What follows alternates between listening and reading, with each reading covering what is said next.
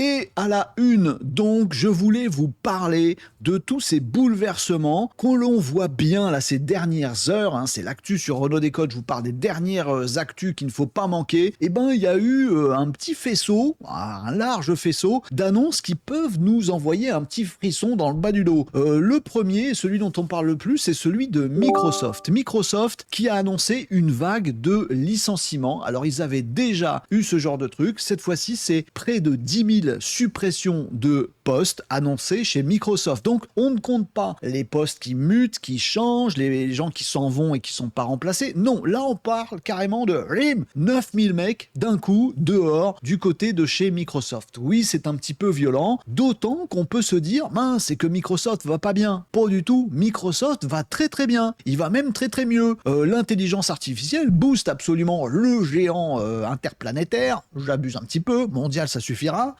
Et donc, ils ont pris la vague. Ils ont le bon partenariat avec le leader du domaine OpenAI. Il y a quelques remous, mais ça va. Mais ils vont très bien. Alors pourquoi qu'ils virent s'ils vont très bien? La productivité, les amis. Mais comment ils gagnent autant de productivité? En virant des gens et en mettant de l'IA à la place. Parce que c'est ça la productivité. Avoir le même rendement, faire aussi bien, voire mieux, mais avec moins de charge. Et ben, l'intelligence artificielle, surtout quand on est soi-même de la partie, et ben, c'est génial pour ça. Microsoft nous indique également que c'est pas une finalité. C'est 9000, un peu plus de 9000, entre 9 et 10 000 suppressions de postes, qu'il y en aura d'autres. Et ça nous fait vraiment frémir. D'autant que c'est pas le seul faisceau sur IA versus emploi. Les impacts sociétaux peuvent être assez dingues, puisqu'il y a Amazon, dont je reparlerai tout à l'heure sur un autre sujet. Le PDG actuel d'Amazon prévient qu'effectivement, eux aussi, l'automatisation dans les bureaux chez Amazon pour tous les rôles administratifs, intellectuels, créatifs et tout ça, bien sûr qu'ils se lancent à mort sur l'automatisation. Amazon est un petit peu particulier parce qu'eux, ils développent